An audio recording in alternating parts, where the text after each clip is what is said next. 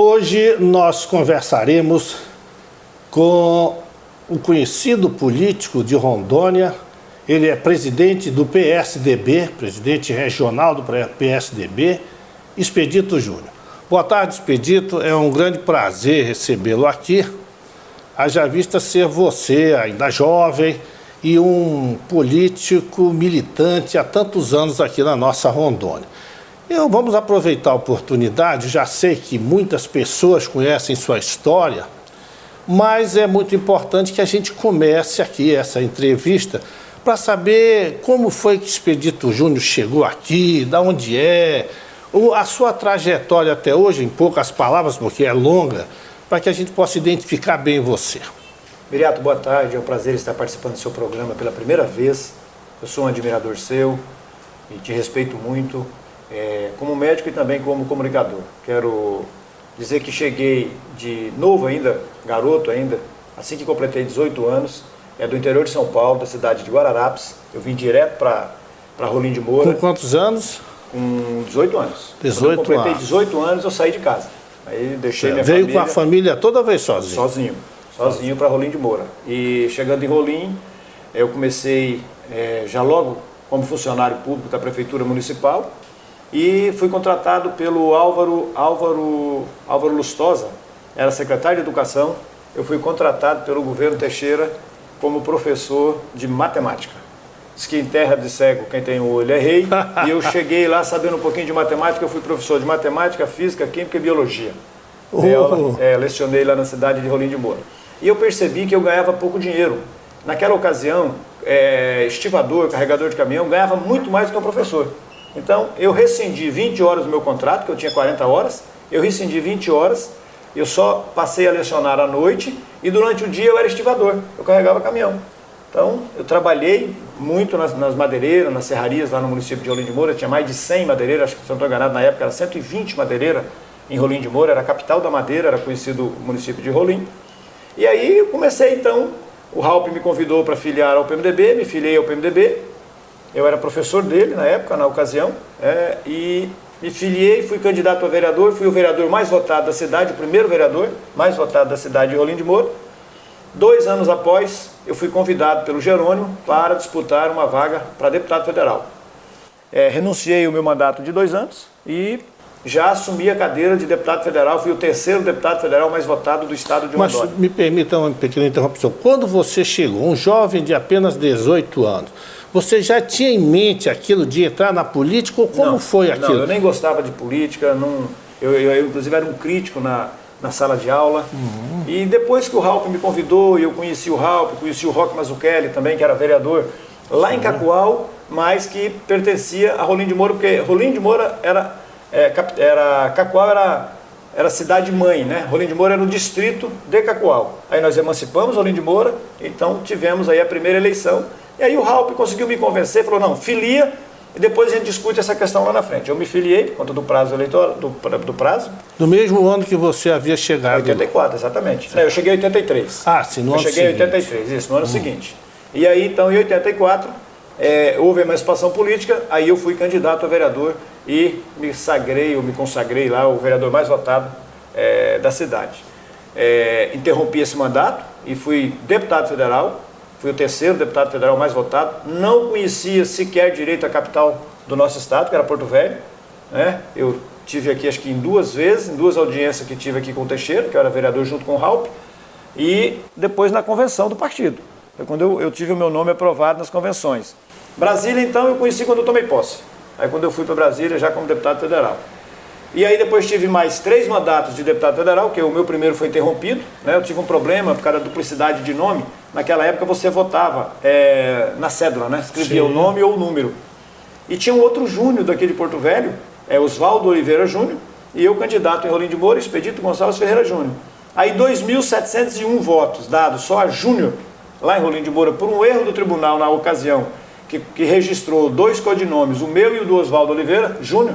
Aí os votos não sabia se era meu ou se era dele. É lógico que todo mundo sabia que os votos eram meus, porque era dentro da minha cidade, era dentro de Rolim, onde eu fui eleito vereador, onde eu era professor, onde eu era conhecido na cidade como Júnior. Mas entenderam de anular esses 2.701 votos, nem foi para mim, nem foi para o Oswaldo, e eu acabei perdendo a eleição por 12 votos, e aí cedi o mandato para o Arnaldo Martins, né? O coronel Arnaldo Martins, na ocasião, que assumiu o mandato de deputado federal na minha vaga. Eu vim para o Estado, assumi a Secretaria de Trabalho e Promoção Social, e logo depois, então, retornei a Brasília, já como um dos deputados federais também mais votado do Estado. Então, aí depois tive os meus 3 mandatos como deputado federal, e finalmente cheguei ao Senado, e acredito que o melhor mandato meu foi o mandato de senador da República. 2 anos e 10 meses. Tive o meu mandato interrompido, um mandato de 8 anos, e eu trabalhei só 2 anos e 10 meses em Brasília. Mas eu acredito que nesse período, nesse prazo de 2 anos e 10 meses, eu acho que foi o meu melhor mandato. Porque eu dei conta de votar todas as bandeiras de luta do Estado e aquilo que eu entendia que era necessário, que eu tinha feito compromisso com as entidades aqui do Estado, mas que beneficiavam o Brasil, como foi o caso de mototáxi, o caso dos taxistas, os agentes comunitários de saúde, os profissionais da informática que não tinham sua profissão reconhecida, foi um projeto que eu fiz, né? Tinha faculdade, eles se formavam, mas não tinha profissão reconhecida, e eu fiz o reconhecimento dessa profissão. A PEC da transposição, que você participou também? Não era minha a PEC, era da senadora Fátima Cleide, mas quando eu cheguei lá estava engavetado, eu desengavetei, até quem engavetou esse projeto, hoje ele é ministro, chefe da Casa Civil da ministra Dilma, o Mercadante. O Mercadante, que ele era contra. Eu até mudava o nome do Mercadante para uma outra coisa, porque ele não gostava, ele era um purgante. Entendeu? Ele não gostava desses projetos, questão Beron, questão transposição, ele era contra tudo. E o Mercadante ele tinha um poder muito forte dentro do Senado, ele segurava mesmo, ele não deixava as coisas acontecer, ele era tido como uma pessoa de confiança.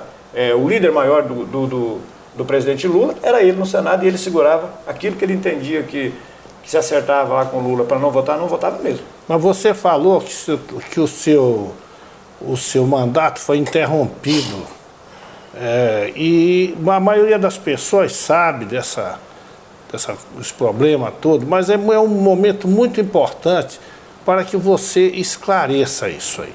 Esclareça para que a nossa população analise melhor o que aconteceu, e você tem essa oportunidade agora. Que, aliás, na verdade, é o único processo ao longo da minha vida, aos 30 anos políticos que eu represento, o único processo que eu respondi, porque eu já nem conto mais com esse processo, foi esse dessa compra de voto, né?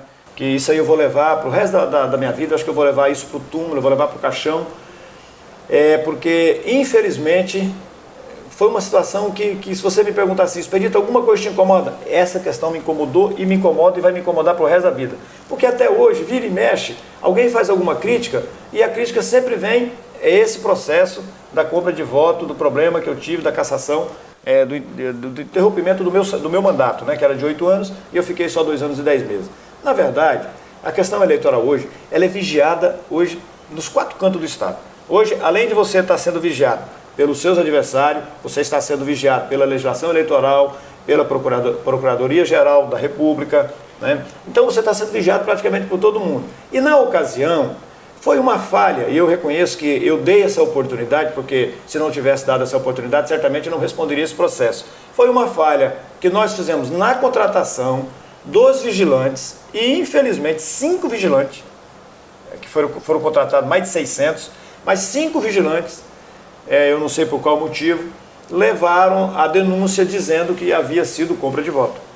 E na verdade não foi, eu não precisava comprar voto, eu nunca precisei comprar voto, nunca usei desse subterfúgio da compra de voto. Eu tinha pesquisas na mão onde nós estávamos muito à frente, e você não consegue comprar uma eleição para governador, para senador, é difícil, você não consegue comprar uma eleição. Até que se você fala assim, eu montei algum esquema na eleição estadual minha, na minha eleição de deputado federal, de repente você até consegue.